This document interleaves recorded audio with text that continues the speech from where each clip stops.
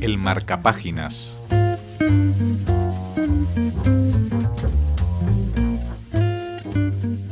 Los viajes de Daniel Acher es el libro que vamos a analizar, que vamos a tratar hoy en el Marcapáginas, de nuevo con Isabel González Gallarza. Hola, Isabel. Hola, Raquel, ¿qué tal? Muy bien, encantados de volver a hablar contigo y de un libro tan tierno como es Los viajes de Daniel Acher. Tierno es uno de los adjetivos que se le podría aplicar, pero hay muchos más, ¿verdad, Isabel? Pues desde luego a mí me parece tierno, es acertado, me parece una novela preciosa, profundamente conmovedora y una novela importante también, diría yo.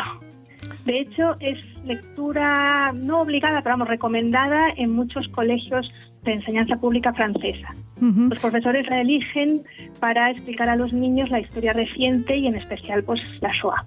Claro, porque el libro comienza cuando Hélène, la protagonista, se muda a París para estudiar arqueología y se instala en la guardilla de su tío abuelo Daniel, que es el personaje que nos llama más la atención del libro a nosotros, Isabel. Pues claro, sí, desde luego, a vosotros y a cualquiera en general. Entiendo que a vosotros, pero vamos, es una novela universal. Es el personaje Daniel Roche porque su apellido...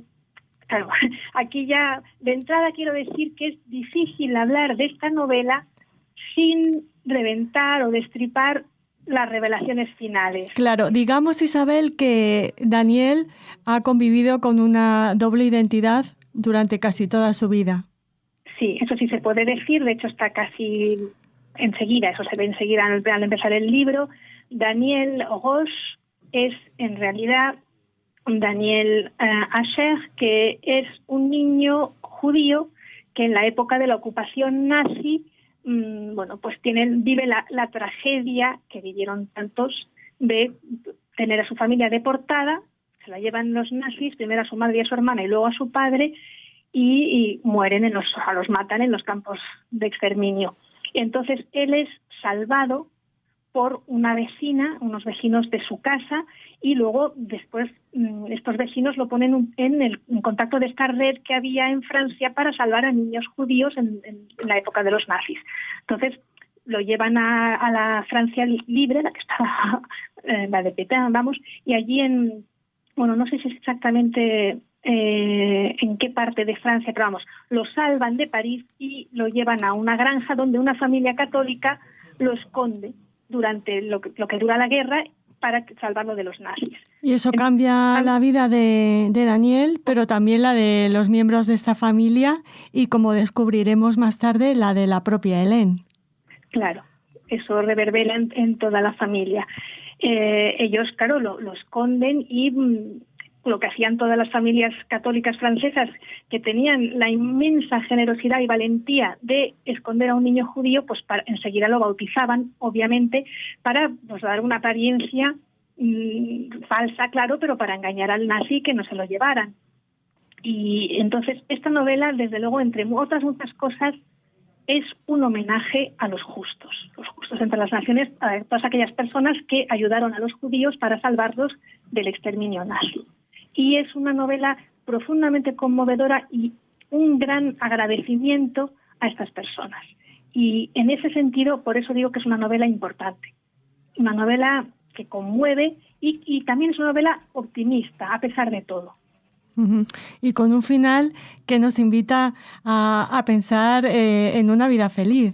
También para Daniel, que no lo ha pasado, que no lo ha pasado bien. Para empezar, Daniel se salva de los nazis y con él se salva toda su descendencia, que eso es muy importante. Y desde luego también es una novela, pues aparte de que está este final feliz, pues es una novela que ensalza también lo bueno del ser humano. Y bueno, por supuesto en la figura de los justos. También digo que es una novela compleja porque incluso la figura de los justos tiene sus lados oscuros. Los justos también pues son seres humanos y aunque salvaron a Daniel, en otro momento hacen algo contra él muy grave, que eso no lo voy a revelar, que es parte de la revelación final. O sea, es un poco una manera de decirnos, pues sí, los justos son héroes, pero también, como todos los seres humanos, pues tenemos nuestras cosas malas. Claro, es a lo que me refería de una manera misteriosa un poco antes, cuando decía que la vida de Daniel cambia con esta acción humanitaria, pero no solo la de Daniel, también principalmente la de su hermana. La de su hermana. Bueno, pero ya les decimos que no les podemos contar mucho porque es un libro de estos que hay que leer hasta el final, en un final trepidante en lo sentimental y en lo emotivo, Isabel. Muy, muy emotivo, profundamente conmovedor. A mí el final del libro me sorprendió, porque aunque es verdad que la novela es un inmenso juego de pistas, todos son indicios que te llevan poquito a poco a la revelación o las revelaciones finales. Y es verdad que un poco te lo vas oliendo un poco, pero el último capítulo es una gran sorpresa. Ahí hay la maestría de la autora, que aun así, aunque te vas oliendo algo, te sorprende. Y el último capítulo es profundamente conmovedor. Uh-huh. A mí me llamó mucho, o sea, me sacudió por dentro. Yo creo que esto es lo que buscamos en la literatura, al fin y al cabo. O sea, que desde luego este libro lo tiene. Además de este final, como decías, tan conmovedor y tan brillantemente escrito por la autora, conocemos la figura o el personaje de Daniel como escritor en una literatura, en una serie de libros en las que también se nos dan pistas para empezar a pensar cómo ha sido la vida. Eso es muy importante, además está muy bien hecho. La autora quiere hacer con este libro pues mostrar los mecanismos de la ficción, la magia de la ficción, porque el propio protagonista es un escritor que escribe novelas de aventuras para los jóvenes, para niños jóvenes. Y él cuenta su propia vida a través de estas novelas con un seudónimo el seudónimo ya dice mucho de quién es en realidad, y también con un alter ego literario, porque el protagonista es un poco él mismo. Entonces, en cada novela, que hay como 23, en cada novela hay pequeños indicios que hay que ir descubriendo sobre su propia vida, sobre su tragedia personal, su tragedia familiar, su tragedia colectiva, porque también la Shoah es el trasfondo de toda la novela.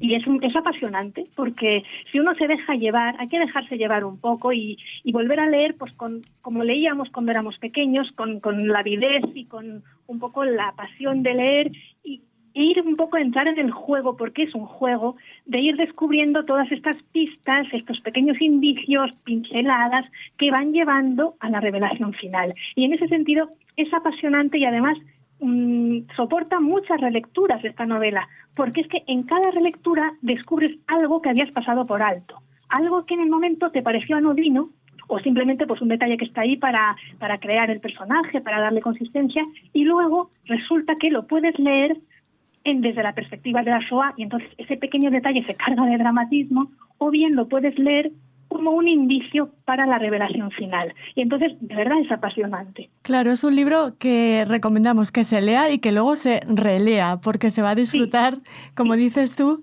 se puede disfrutar de diferentes maneras. A veces por mi trabajo, obviamente, porque tengo que traducirlo, entonces luego hago muchas relecturas, pero luego, una vez que ya había traducido y lo había releído, pues las 4 o 5 veces que tengo que releer, lo releí solo por el gusto de volver a encontrar otros indicios que no me había dado cuenta, y para saborearlos, porque también es verdad que cuando trabajas, pues lees de otra manera.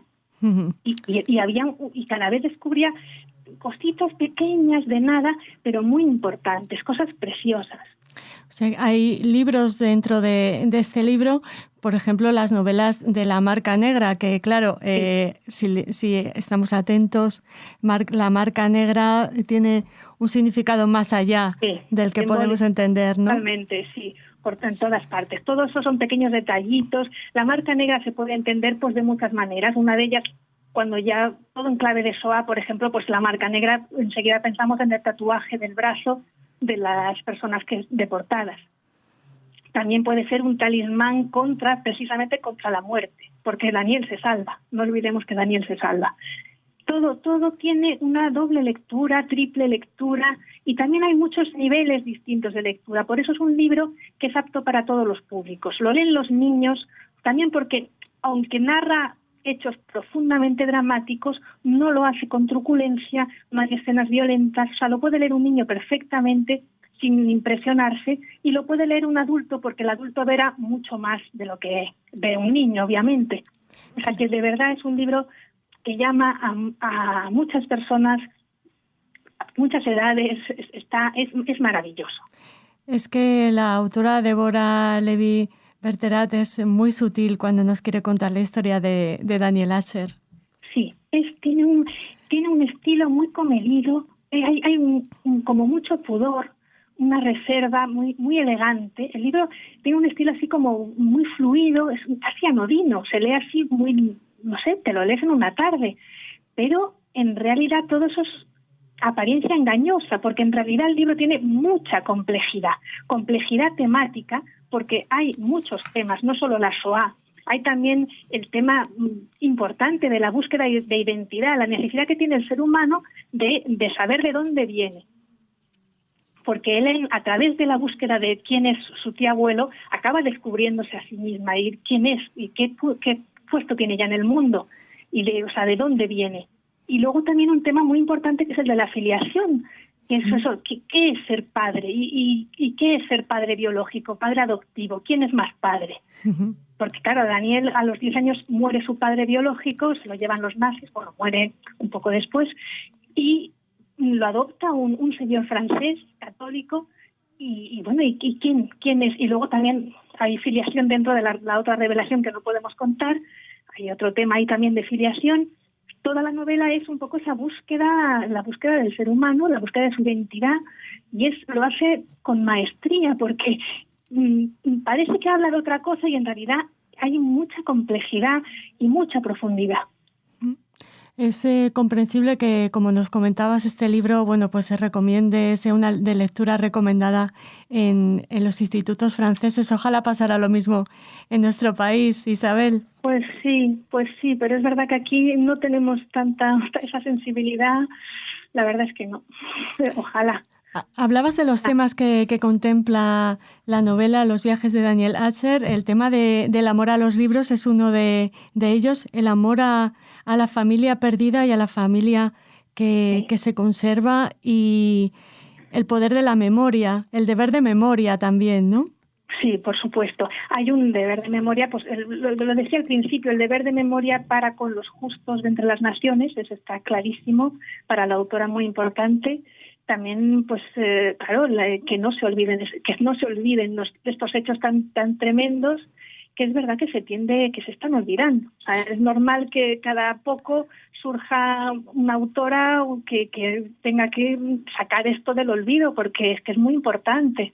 Y también, y también el esfuerzo de Daniel por no olvidar a los suyos, que está muy presente en la novela. Bueno, Daniel vive completamente dividido, con el corazón roto entre sus dos identidades, y él es católico por imposición para salvar la vida, porque la vida es lo más importante para un judío, para cualquiera, pero para un judío especialmente, pero a la vez, pues su judeidad es que eso está dentro de sí mismo, y no esa tensión. Es muy bonita la tensión entre la identidad propia y la identidad ajena, está en toda la novela.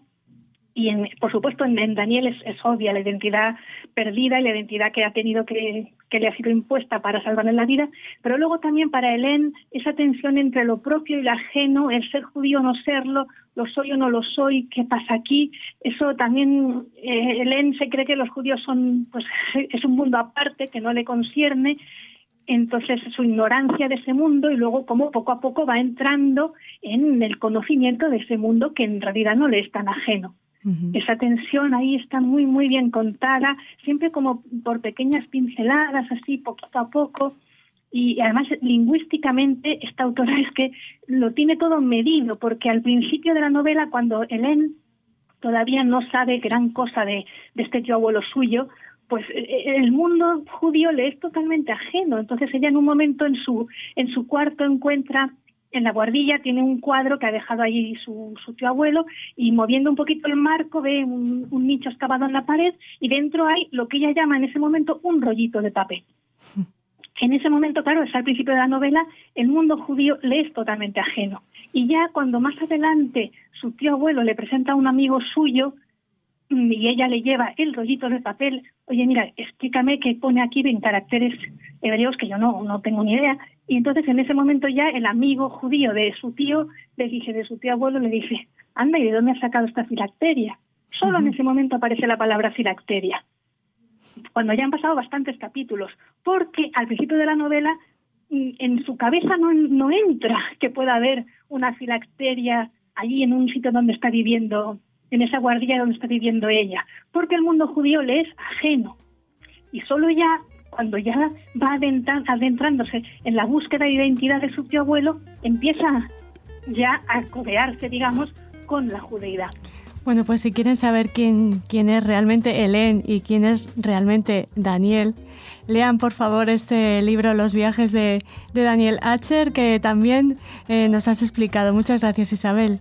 Gracias a ti, Raquel, cuando quieras.